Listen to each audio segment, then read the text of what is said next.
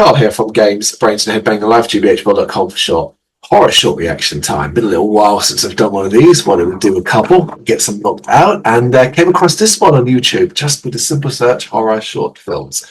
And there's a wealth of content on there. It's always so much fun finding new and inspired stuff. And I came across this one by Isabelle Kiser, called Double Vision. Fairly new, only released at the beginning of November 2024. We've done really, really well with nearly 50k views, which is fantastic for a horror short released as of the time of recording, like 11 days ago.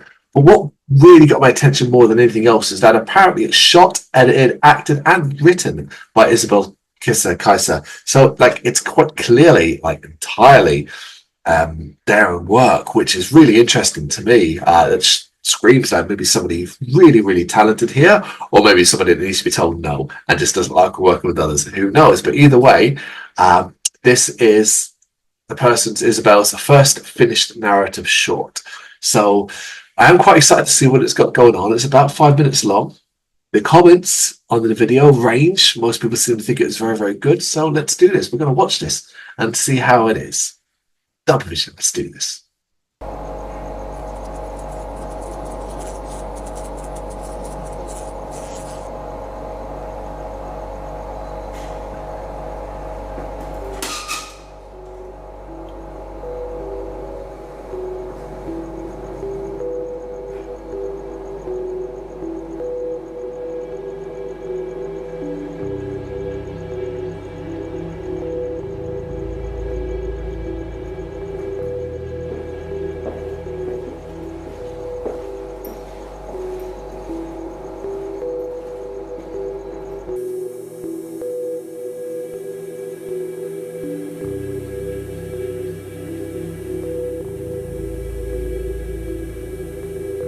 What country is that?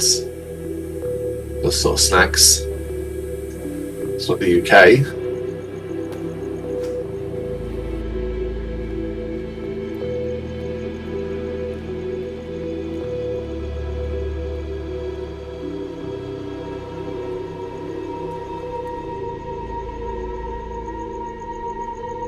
What you saying?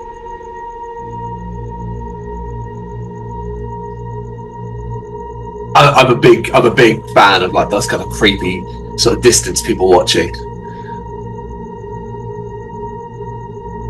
It looked like herself.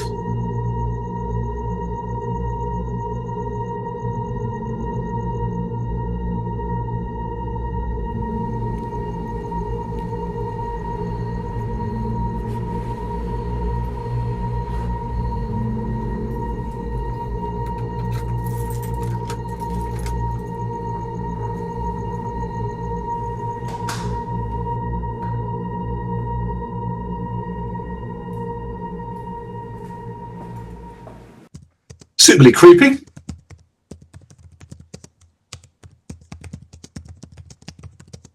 I mean, I like how it's shot so far. We'll say that very positive. That's a creepy scare.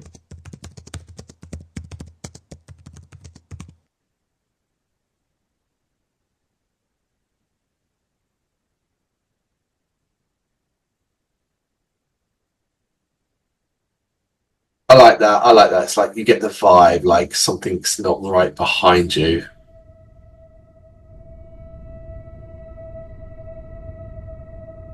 Very dark in there. Very good.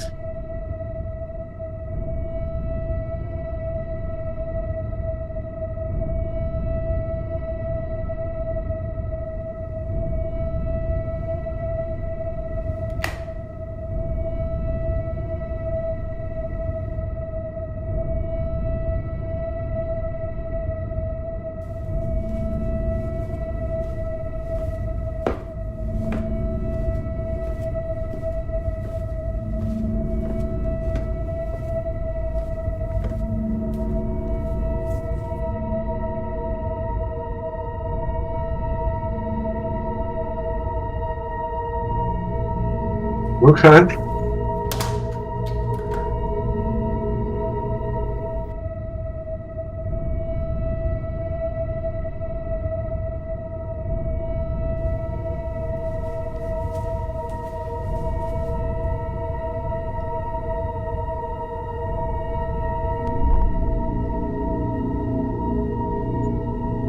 No, that's not fucking terrifying.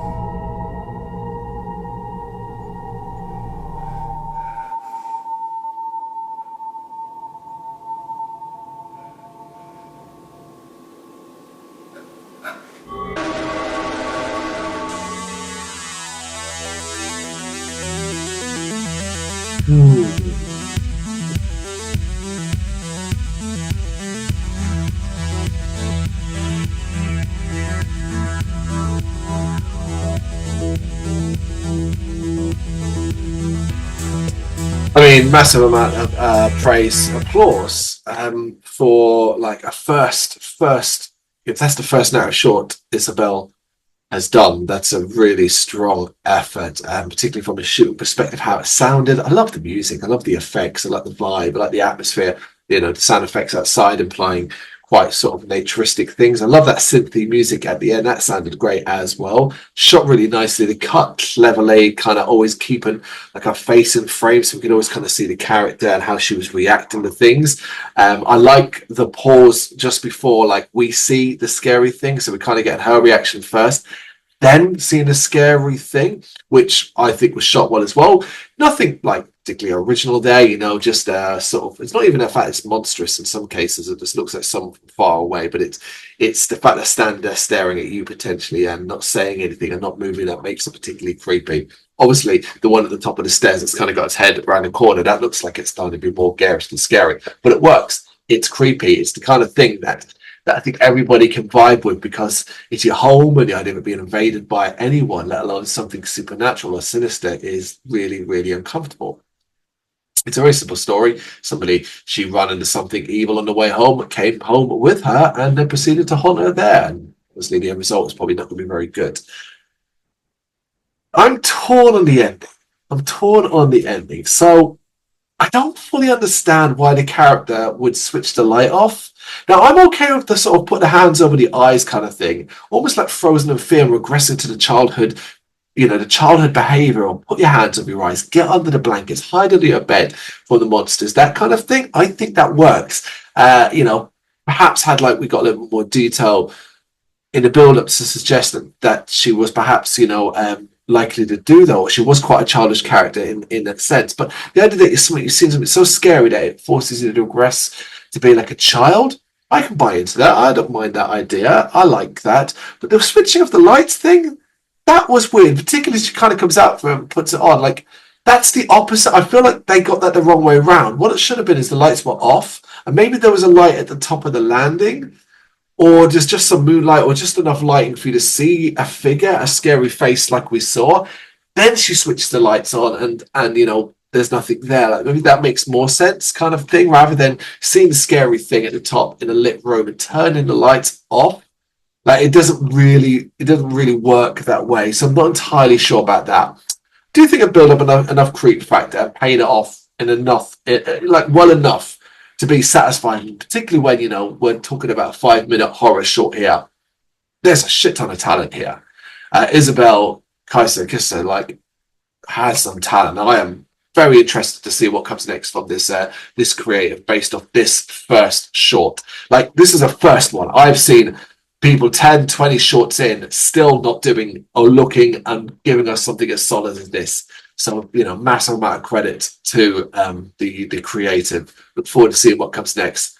This is Double Vision. What do you reckon? What did you think of that? Let me know in the comments. Thank you very much for watching. If you'd like to see more content like this, please consider hitting the subscribe button. It is gratefully appreciated. You can find us over at gbhbl.com, our full website, where reviews, news, and so much more goes up daily. We're also on all social media platforms: Facebook, Instagram, Twitter, Threads, at GBHBL. Just search for GBHBL and you will find us out there. We also have merchandise on sale. You can access the shop via the website.